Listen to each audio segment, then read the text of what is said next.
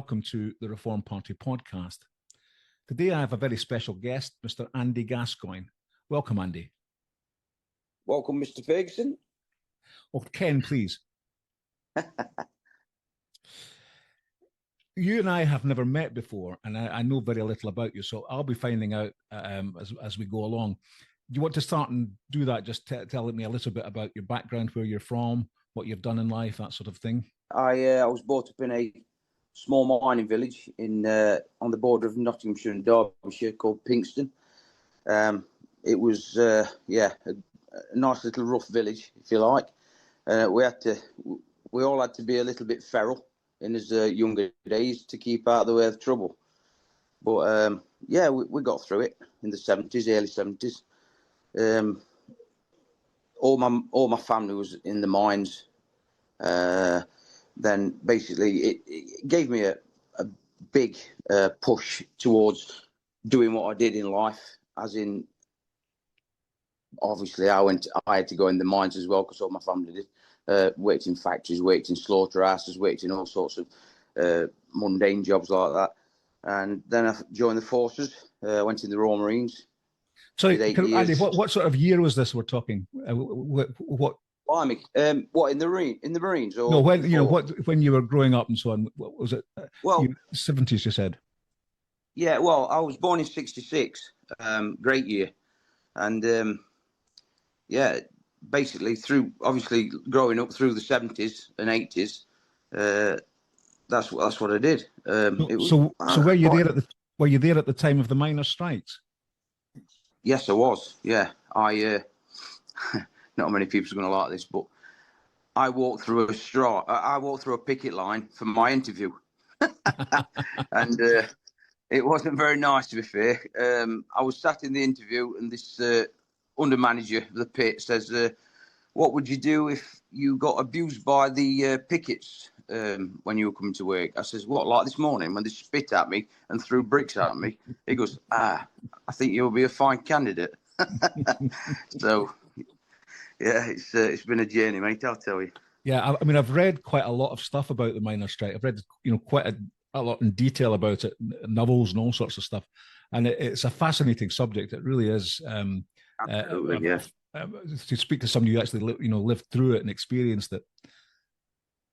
Well, Lee Anderson, as you know, he was ex-miner. He goes on about it, and it was real life. There were real people. There was a lot of characters about in them days, Ken, and it's made me the man I am today, and that's it.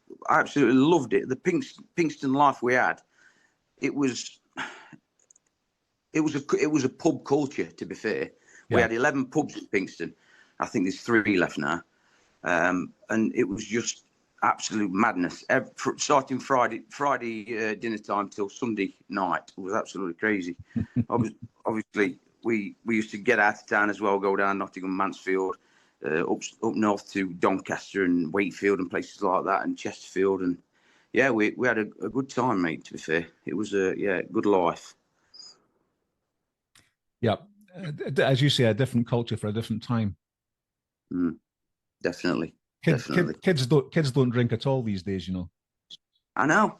I don't know if it's a good thing or a bad thing, because basically what I did was I came from a kid from about 10 years old. I went to the boxing gym, and I did all my schoolboy career in there. I had 40 fights. I'd lost 10, won 30. Did all right, really. That's a good ratio.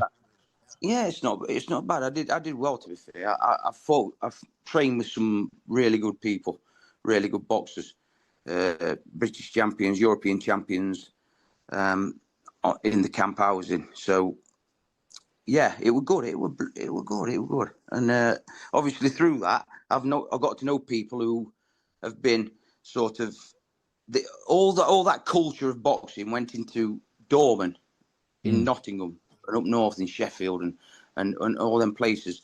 And basically, I didn't have to queue up at the nightclubs. I just went straight to the front because I knew off the bouncers.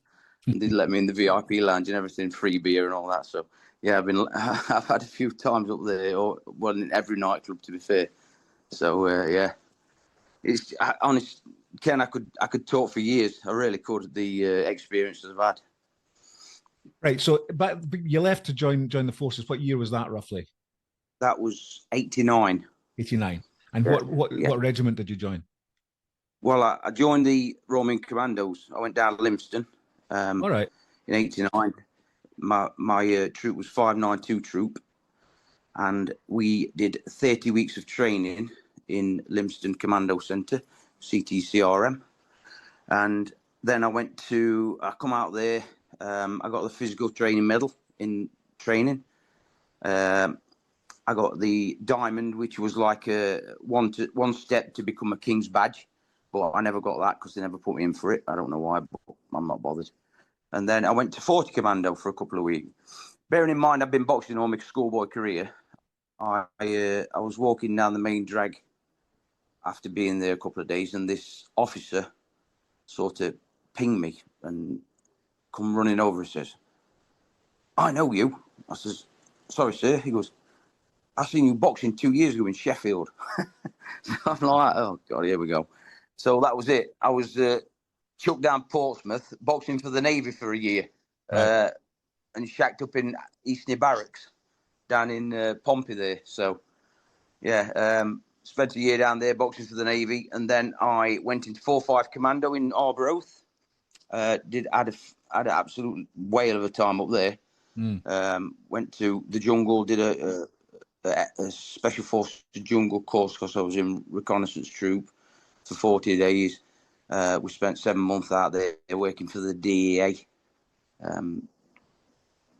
drugs enforcement agency. So you came back from the forces, and what did you do then? I set a business up building. That was hard work. Just trying to get the right men to do the right jobs. You've got to be on them 24/7. They want £1,000 a week for doing nothing. And I did it for a few years, and I just got absolutely sick of it. So I went basically managing sites then. Went all over the country doing it. Met some good people. Met some people I'm still talking to now, and I still work for now. So yeah, that was one of the things. And I'm still doing it now. Right. Obviously, I'm at the council as well. I'm juggling both jobs, but obviously it might be getting to the stage I'll have to pack one of the jobs up, and I think it might be the building, because if I get the majority next time, being the leader of Reform, you never know. And tell me about the background to it, because Ashfield seems quite an unusual place in that, looking at it, Ashfield independence seems to be what most of the councillors come under. Is that right? Yes, it is. Yeah. And how did that come about? Well, Labour totally.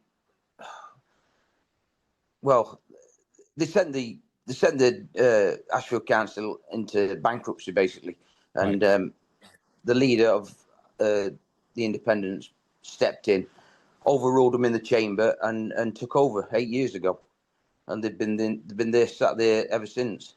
I've been there I was there nearly 7 years as an independent councillor, and then I obviously saw the light and jumped to Reform, and there's 3 of us sat there. So I'm hopefully going to recruit through this, hopefully, Ken, a few more people. Obviously, I'm talking to everybody, a lot of people every day about it, and they shout to me at middle of the street, "Well done, Andy, thanks for coming over." It's brilliant, to be fair. So to be clear, you were most of the original councillors, they were Labour councillors, and they became independents? Well, there was one Labour. When I was independent, there was 32 independent councillors. There's 35 seats in total in the Ashfield district. There was 2 Conservative and 1 Labour.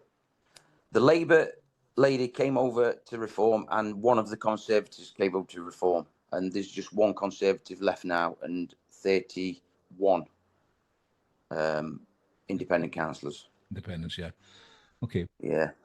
And what the independents, I mean, presumably, what sort of political stance do they take, the Ashfield independents? Are they right wing, left wing? Well, the leader was liberal. This is Jason Zadrozny. Yeah, correct. Yeah, it was Liberal for a long time, and I don't. This is why I've jumped really, because I just don't get it. I don't get how they think. Don't get me wrong, they've done some good stuff and they've done some bad stuff, and there's some rumours. There's rumours everywhere, obviously, but I'm getting into the nitty gritty of it, because I'm talking to the officers and I'm talking to the CEO. I've got a meeting with her next week. I've got a meeting with her officers next week as well, and I'm setting up meetings left, right, and centre to go through stuff what hasn't been done in the district, and what needs to be basically chased, because it's going stale. It's going stale around, and because they've been in the 8 years. Jason is. I told him that the night I jumped in the chambers, I told them all. I says, "You just sat in your little bubble. Well, I'm sorry, but I've burst it, and I've come over here because I need to step up and start doing a little bit more. Because you sit there and you're stagnant, you're stale. You just sit there in the back benches, listening to what's happening, and it's just a one-man band all the time. And everybody just loves to do that because they're on the gravy train, aren't they? Just raking it in. So, I was just fed up of it, Ken. So I made the move, and that's it. I really did. Well, you would have thought with Lee Anderson being your MP that you would have quite a good start in terms of being able to persuade independent councillors to could join Reform, because again, we've got such a good wide base now that they would have much better chance of being elected as Reform councillors than as independents, surely. You know what? We don't want to. Not all of them. Yeah. And seriously, we don't. There's a few we'd take under his wing. Not take us wing. They're quite competent councillors who we would take on, but there's not a lot. Because so is the strategy then for you? I mean, have you got a working branch there in Ashfield? Presumably you do.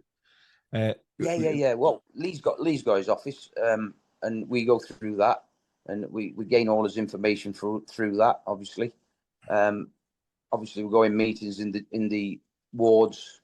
We have meetings every month up in Skegby. It's a good thing we've got, and obviously we need to recruit more people now for the different wards. What we need for the next election, because it's going to be coming up. It's not next year, year after, isn't it? I think 2027 probably. Yeah, 27. That's it. It's, because we're in 25. Yeah, 27, and we need. Well, to be fair, the amount of people who have spoke to me about it, there's a lot ready to jump and come on board. So I don't think we'll have a problem in Ashfield. I really don't. No.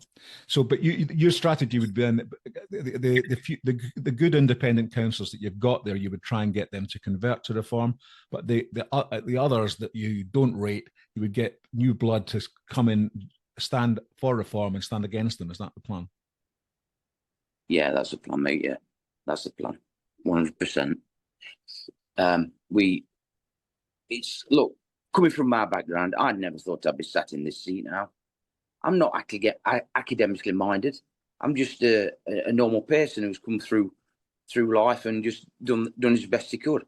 And when I got obviously pinged for this counselling malarkey, I was like, well, I'm no politician, because you don't know, do you? And you're not being a politician when you're a district or parish councillor. You're just a normal person who gets things done. And that's why, obviously, I got picked to go on their books, because I just gave them that much grief about this. It was just one thing about a tree, what was virtually falling down. It was going to do some damage. Again, that much grief. They just came and said, "We need you on our team," because we've never had so much hassle in our lives. So that was it. Yeah. Well, it's in your blood, isn't it? You get things done. Some people get things done. Some people don't.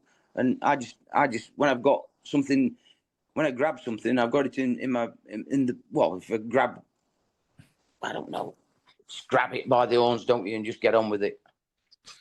But with Get it respect, done, Andy, Ken. that's what we need, isn't it? We don't need more politicians. Yeah. We've got enough useless politicians. We need people, ordinary people, who are going to be able to stand up and do things, make things better. Yeah. Yeah. Look, I'm going to cut it down. Same as I said, I'm not academically minded. I was a Royal Marine. I was trained to, and I can't do that. I'd love to some people, but I can't. It's just for them. I've been up to get out of bed in the morning, go to work, earn money, work 7 days a week, most of my life, and get things done, Ken. That's all I do. And that's what a council is all about. And there's other people who stick the head of them and get on with it, and the side of me, and the team got on it. And we would take over, just like the flick. We could. Yeah, I just, it's frustrating because we've got to wait that long. The state of affairs with that lunatic down in Westminster, he's just blatantly ruining this country, isn't he? He's putting it under that much. It's unreal. Yeah, absolutely. I don't get it. I really don't get it. Well, this talk is really, it sort of reflects the power of the podcast, because you came to me having seen Mark Fleming on the other week, and Mark was saying that he'd got some Doge stuff that he'd put together as a package, which he wanted to give out to other people in different councils and so on. He sent you that. Is it going to be any help to you, do you think? Yeah, he sent it me through. Fantastic. Thank him very well. I thanked him anyway. But that's a starting point for me to do my job. What's coming up, and I'm into the corporate plan already. What they've got for Ashfield. That's good reading, Ken. I tell you, you'd love that one. So I've got quotes everywhere in there, and I've got to go through it. I've got the local school where we've had a gym there closed down since COVID. I'm trying to open that back up. There's a 4G pitch where there's that many football teams around here you wouldn't believe, and we haven't got nowhere for them to play.